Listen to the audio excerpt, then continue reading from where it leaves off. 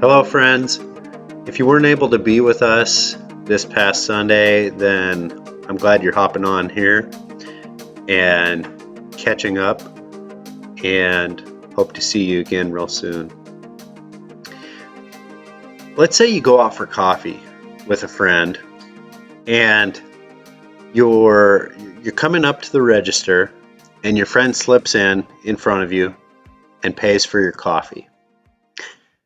Now, what are you immediately feeling and thinking? They just paid for your coffee. You say, you don't have to do that. I've got it. But if they insist, they say, no, I'm going to pay for your coffee. You say, well, you really shouldn't. I mean, thank you, but you don't have to do that. And then it's like, well, it's already happening. So you say, well, I owe you. I'll get it the next time. Now, what's going on in that little interchange right there? It's one of the most basic and universal rules of humanity that can be tracked across time and across cultures. Sociologist Donald Crable calls it the norm of reciprocity. You could call it tit for tat. You could call it IOU. It says that when you do a favor for me, now I need to do a favor for you. That's the basic rule. And the exchange doesn't have to be exactly equal in form or value, but the exchange is important in maintaining this balance, this social equilibrium. And it's why we send thank you cards. Someone gives us a gift, it's like, oh man, I got to send them a thank you card. It's why we leave tips for waiters and waitresses. If someone shows up at your house, you try to slip them some cash before they leave if they helped you with a project. You won't just let them help you. You're like, here, let me pay you for that.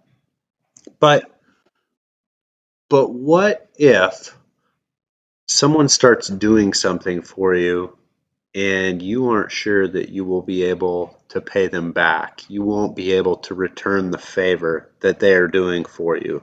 Well, that can create a whole lot of internal tension for people. You see, people go through turbulent times when they need all kinds of help. They end up in the hospital, or they have surgery, or they're unable to do things for themselves. They are unable to pay their bills. They face all kinds of struggles and needs and limitations. And when someone shows up and they say, hey, can I do something to help you? Often their first instinct is to say, no, you don't need to. I'll be fine. I don't need the help. There's probably someone else out there who needs help more than me. I'll be fine.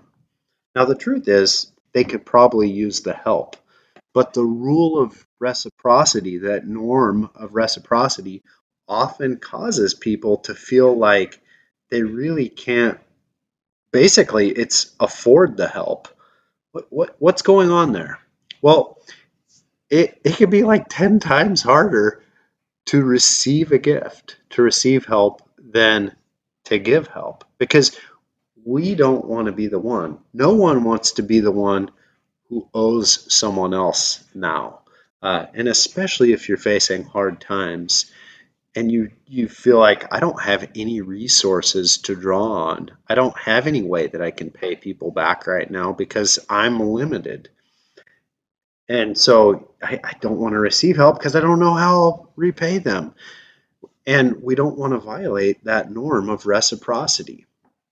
The norm of reciprocity is the same reason that sometimes someone flatters you and butters you up right before they ask a favor. Uh, it's basically, okay, I'm going to make you feel good. I'm going to do something for you. And now I ask my question, and now you owe me one. So what are you going to do about it? And sometimes it works, but sometimes it backfires.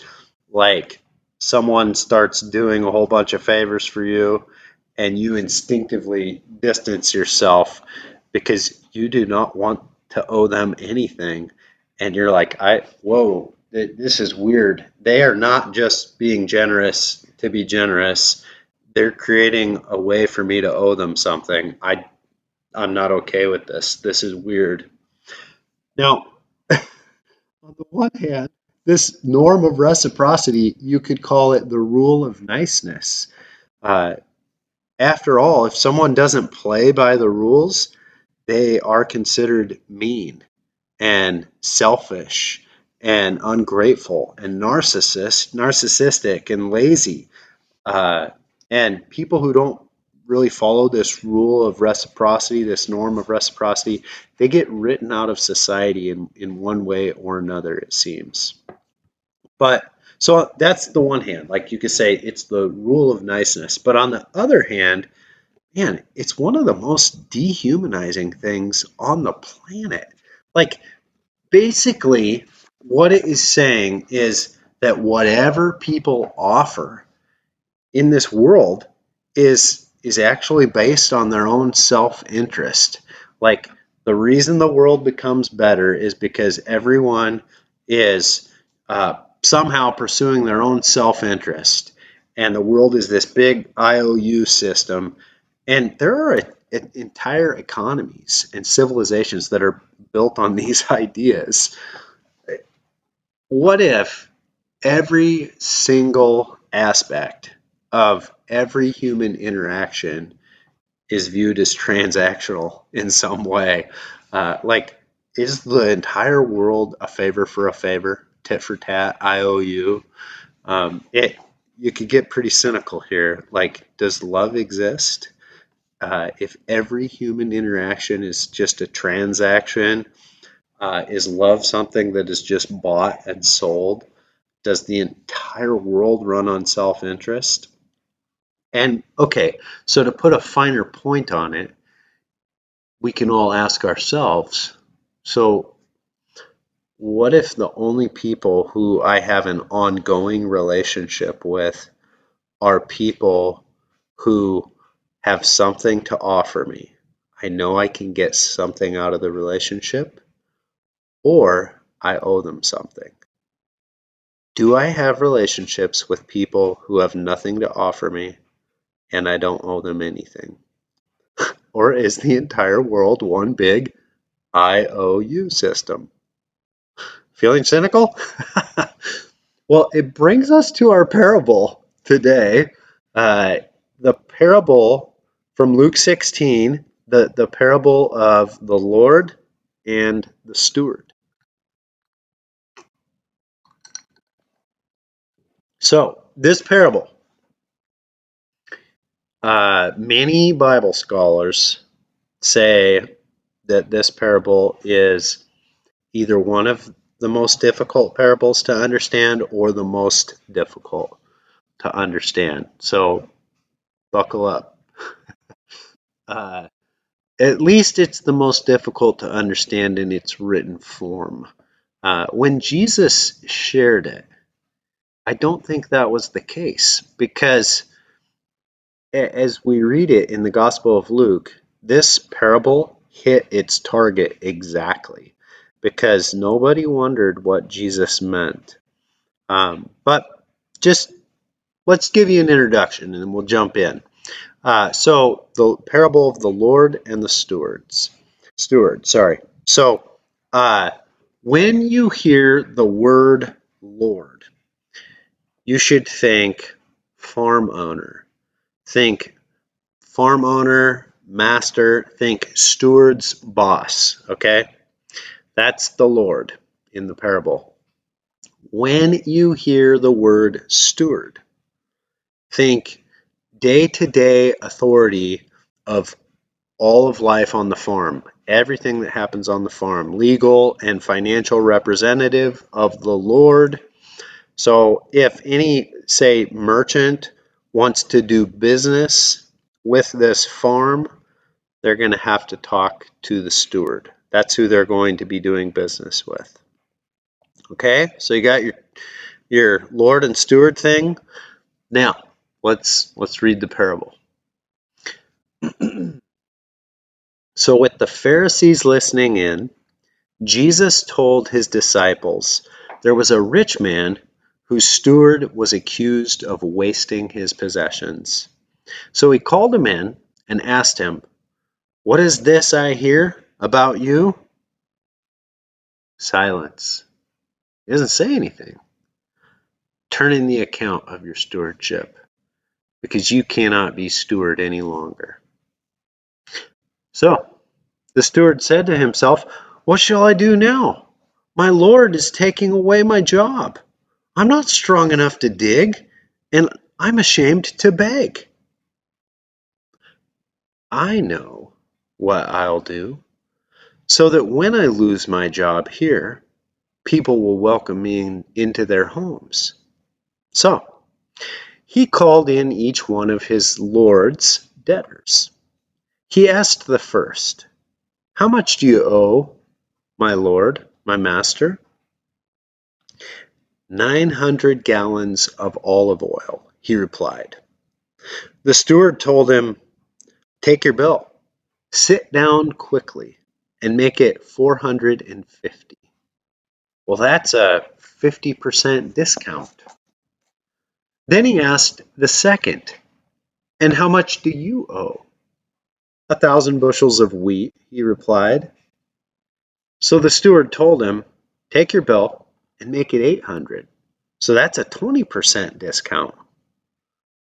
The Lord praised the unjust and wicked steward because he had acted with discernment and intelligence. For the people of this world are more discerning and intelligent in dealing with their own kind than are the people of the light. I tell you, use unjust and wicked wealth to gain friends for yourselves, so that when it's gone, you will be welcomed into eternal dwellings. Whoever can be trusted with very little can also be trusted with much, and whoever is dishonest with very little will also be dishonest with much. So if you have not been trustworthy in handling unjust and wicked wealth, who will trust you with true riches? And if you have not been trustworthy with someone else's property, who will give you property of your own? No one can serve two lords. Either you will hate the one and love the other, or you will be devoted to the one and despise the other. You cannot serve both God and money. Now, the Pharisees, who were money lovers, heard all this, and they were sneering with contempt at Jesus. He said to them, "You are the ones who justify yourselves in the eyes of others, but God knows your hearts. What people value highly is detestable in God's sight." All right, confusing enough for you? What's so confusing about the parable? Parable of the Lord and the steward. Well, I'll just list a few things as you're wrapping your mind around it. It seems like the Lord in the parable is praising the steward who is called unjust and wicked, and it seems like he's praising him for violating every standard of right conduct, like putting these pretty steep discounts on these bills without talking to the Lord at all. And what is this about?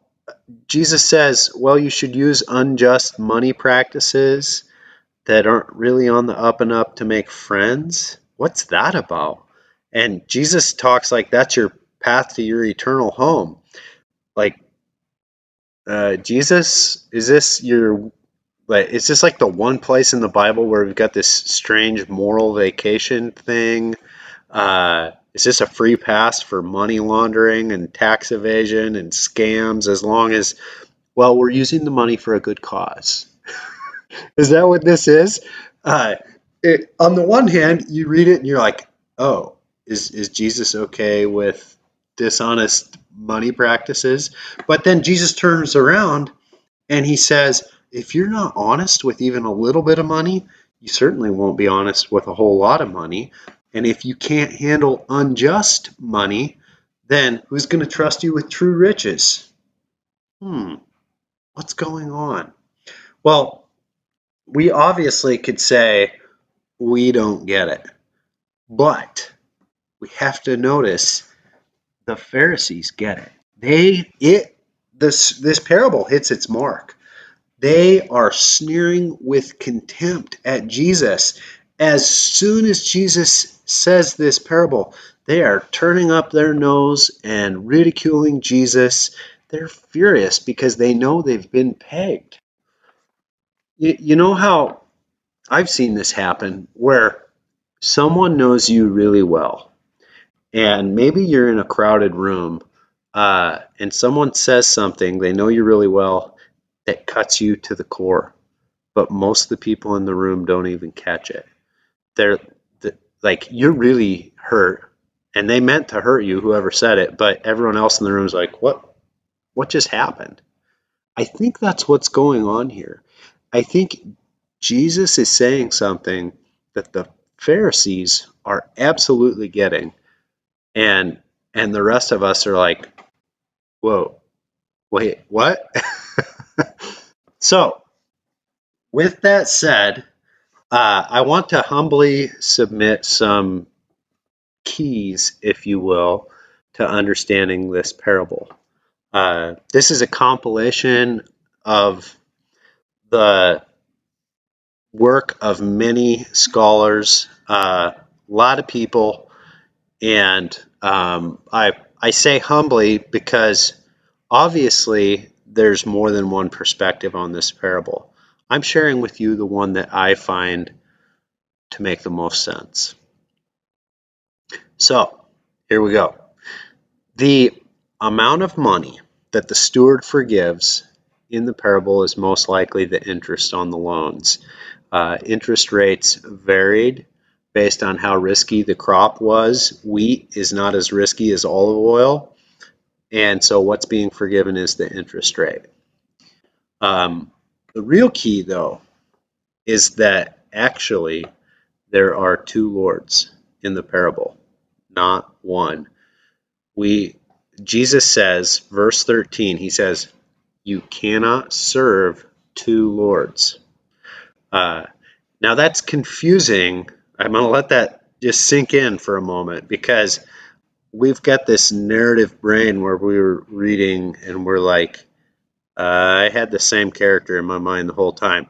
It's confusing because we don't really follow that narrative flow, but it's actually a form of storytelling that Jesus uses often. It's called metalepsis, and it's where Jesus becomes one of the characters in the story, the second Lord in this case. And so if, just go with me here for a minute, if there are two lords in the story, then they represent two different ways of viewing money and debts and stewardship. Okay? So let's simplify it. If, let's say, perspective number one, so one Lord and one view of money, debts, and stewardship is found in verses 1 through 3. Okay? And then Lord number two, with a second perspective, a different view of money, debts, and stewardship, is found in verses 4 through 8. And this is where I think words on a page fail, because I imagine Jesus telling this parable and emphasizing the pause. You see the gap there between the colors? I imagine Jesus using a different tone of voice for the different lords, the change in the story. Like, there's some stuff you could do theatrically with this script that you could make it happen kind of off screen, and even a good storyteller could do it in a way that people catch what's being done. But when you just read it flat on a page, you're like, what? So let's let's dig a little deeper here. So these two postures, these two lords, uh, the first approach, we're going to say it's the approach of the fist, like grasping. Lord number one. Lord number one says that the job of a steward, so this is verse 1 through 3, the job of a steward is money collection. It's this meticulous collection of debts because earning a profit is the key. That's the goal here for view number one. And to earn a profit, you have to charge interest. So it's this world of IOUs.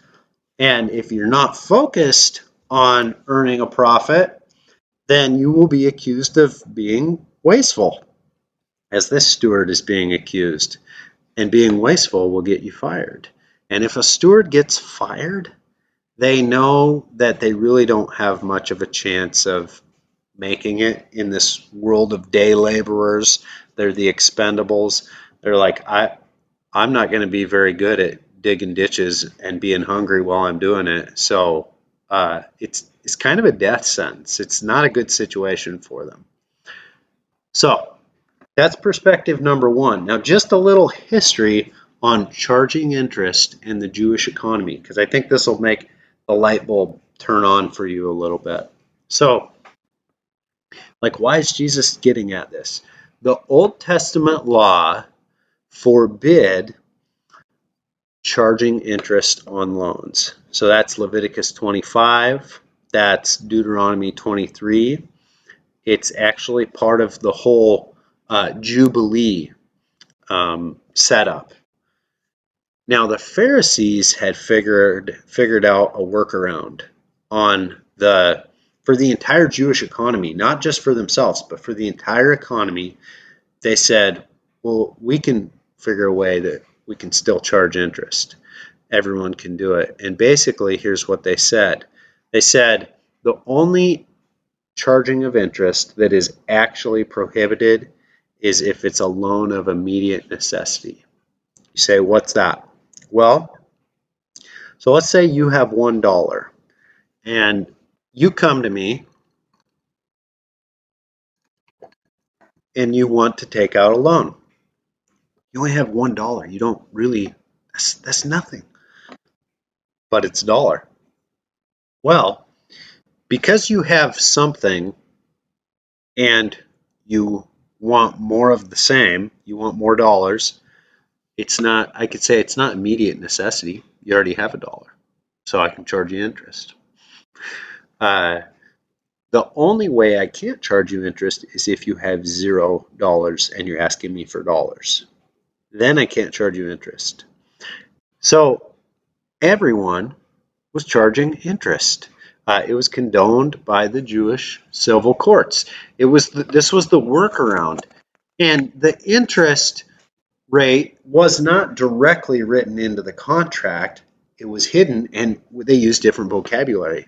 They called it increase. Now, so if you say it's hidden, it's kind of hard to find exactly what the rate was, but the scholarship that has worked on this says, a general range is you're looking at 20% to 50%, depending on the loan. Are we talking about a money loan? Are we talking about a crop loan? What are we talking about? So this was creating an economic structure in the Jewish society where rich people are becoming richer, poor people are becoming poorer, more enslaved, and the Pharisees are directly profiting from this economic system, allowing the sale of animals at super high profit in the temple, allowing corrupt inheritance laws. It's called Corban, creating this system that benefits them and benefits the wealthy. And this is why Jesus really goes after the Pharisees. Like Matthew 23 says, you guys are full of greed and self-indulgence. It's creating this world full of IOUs. All right, so that's picture number one. Lord number one and approach number one is, grasping. All right, so Lord number 2, verses 4 through 8. The other Lord in the parable, you'll notice he praises the release of debts. And specifically what appears to be releasing the interest on those debts. And rather than that steward being seen as wasteful by releasing those debts, the steward is welcomed into the homes of many and praised. Does that sound familiar? Jesus, it's creating this new sense of family and being welcomed into the home. We remember that Jesus understands his mission as the release of debts. Luke chapter 4, verse 18. Jesus starts his whole ministry with this Jubilee proclamation. The Spirit of the Lord is on me because he's anointed me to proclaim good news to the poor and has sent me to proclaim freedom for the prisoners and recovery of sight for the blind, to release the oppressed, to proclaim the year of the Lord's favor. It's Jubilee. And Israel's the only ancient culture that we know of that on an institutional level created a rhythm. There were cultures that did this kind of randomly, did this kind of thing, but created a rhythm where they're attempting to limit the devastating impact of debt and slavery and homelessness and starvation. And so they create this rhythm of, we're going to erase the debts, land will be returned to the original occupants, slaves will be freed, land will be given a rest, we're going to provide for the poor. And if you go clear back to the Old Testament law, that picture is an open hand. It's release. It's Deuteronomy 15. That's the Jubilee passage. Do not be hard-hearted or tight-fisted toward the poor. Rather be open-handed and lend freely what they need. There will always be poor people in the land. Therefore, I command you to be open-handed.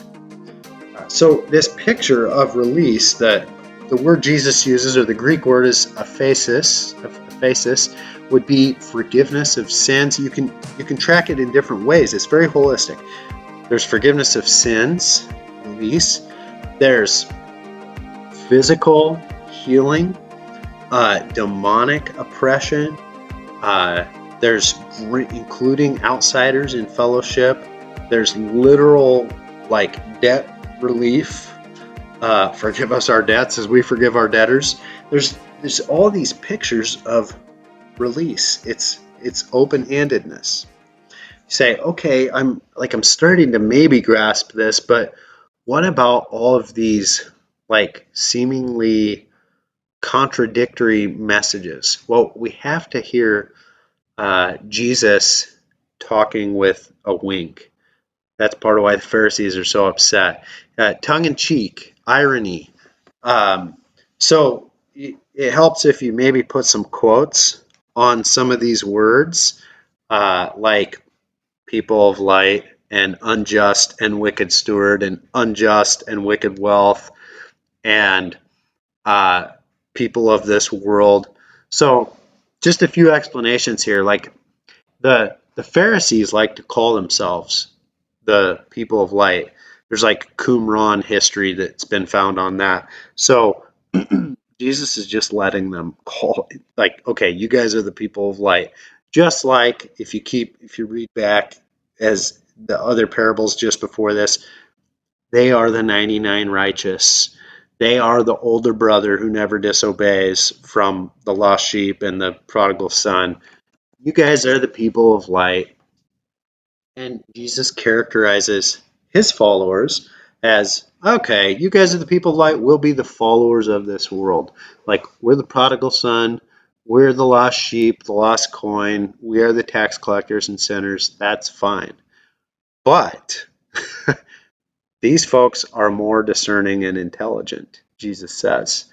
So whether the unjust and wicked steward, who's giving away all the interest, releasing, is considered discerning, or unjust? Well, it depends on which Lord he's serving, and whether releasing debts is considered wasteful and going to get you fired, or and unjust, or whether it is considered discerning. Well, it depends on your relationship to money and which Lord, how you're reading the story. So that's the parable. Now, the question is, how's this connect with me at the coffee shop? When someone slips in front of me, a friend, and they pay for my coffee, uh, and every single layer of reciprocity that fills our world. Does true love exist, or is love something that is just bought and sold? Is this entire world one big IOU system? Is every human interaction just a transaction? Like for me personally, am I only offering something of beauty to the world because of what I'll get in return? That's the question. So Jesus teaches us to live in such a way that we are oriented towards release, which is the opposite of I owe you, you owe me. Jesus teaches, he says, if you love those who love you, what credit is that to you? Hear that word credit? Even sinners love those who love them. And if you lend to those from whom you hope to receive, once again, what credit is that to you? Even sinners lend to sinners to receive as much again. He says, for if you love those who love you, what reward do you have? See how Jesus is taking this IOU system and he's saying, Let, let's not just do that. So once again, the question, are the people who I maintain relationships with, who you maintain relationships with, people who I view as they've got something to offer me or I owe them one? Do I have relationships with folks who don't fit those categories? And and how do we all learn to start living with this jubilee mindset, this release mindset? Well, we could go a long time with that question. I'm just going to share a few thoughts on this. So, something I've learned about myself related to the words thank you and you're welcome. How do I respond when someone speaks a word of appreciation to me or compliments me? So let's say I have produced something of value for the world, done something kind or generous, and someone comes back and they say, "Hey, I really appreciated your sermon. I appreciated that project that you helped me with. Thank you so much." Now, if I say, so they just said, I appreciated it.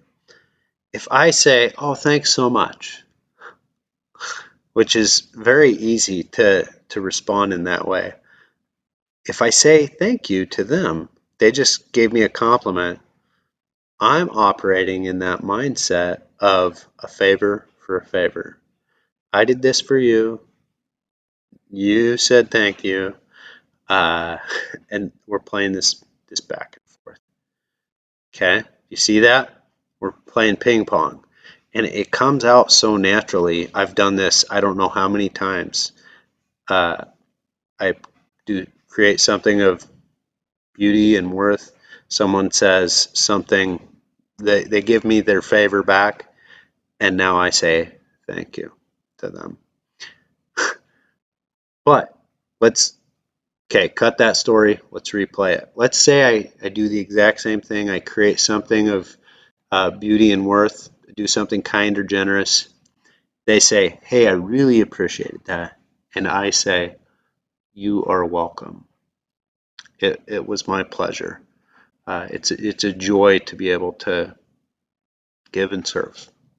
It's just a simple change, but something different when I respond in that way. Something different is going on inside of me, where uh, I'm feeling, wow, it at the very beginning, this was giving, just to do this. And the real difference is, was the help coming from me or was it coming through me? That's what we're getting at here. Was it, I offered this and I was waiting. Were you going to say thank you? Oh, you said thank you? Well, thank you. I needed that. Or was it, I offered this and I didn't need you to say anything. So if you do, I just say, oh, you're welcome. It was a joy to offer it. Do you see the difference there? That that means something. That has meant something for me. We all have something, many things, to offer to this world that are of worth and beauty and goodness and value. We are artists and chefs and bakers and musicians and gardeners and crafters and homeowners and landlords and carpenters and techies and teachers and outdoorsmen and friends and thinkers and writers and storytellers and on and on and on. And we could offer all of our things always with, what can I get out of this? And what are the strings attached? And who do I owe? But what if we tried to make this regular practice of offering our thing with zero strings attached, finding a way to offer your thing to someone who you don't owe them anything and they don't owe you anything and you can't get anything out of the relationship. It's, and it's not necessarily who, but it's the way you offer it too. It's, uh, well, it's the Sermon on the Mount where Jesus says, your left hand doesn't know what your right hand is doing. It's, I'm learning how to give in such a way that I'm not aware that I'm even doing it, which takes a lot of practice. We've all, Jesus, the backside of this that Jesus gets at is, sometimes we play by this favor for a favor IOU system in a way that makes us want to fudge on the truth in some way, like fudge the numbers. If it's going to play in our favor, it's like, well, we just won't say a whole lot about that. It's all right. And it's easy to go through life with a couple fudges that you're like, there's no one's going to make a stink about this. It'll be fine.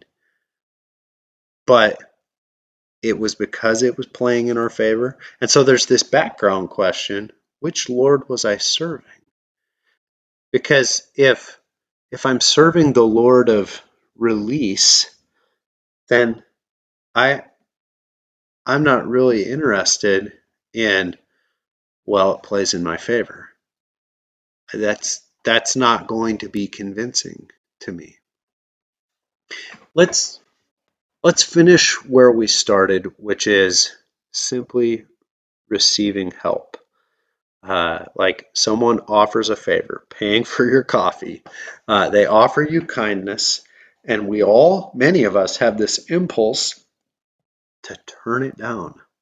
And our brain is like, I don't want to owe them anything. How do I turn that off? The Apostle Paul, he says, owe no one anything except the debt of love. The one who loves their neighbor fulfills the law. How do I get to that point?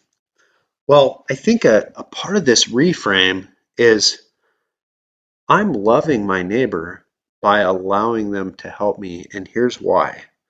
So when they are helping me, it just might be that they are trying to live in the world of release.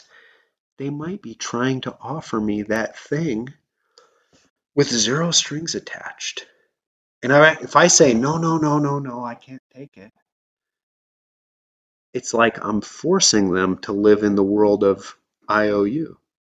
So my best way to love them is to receive the help and accept it with zero strings attached. To just say, thank you. That's the proper moment for thank you. Thank you. Thank you so much. Jesus says, freely you have received, freely give. There it is. Love you, friends.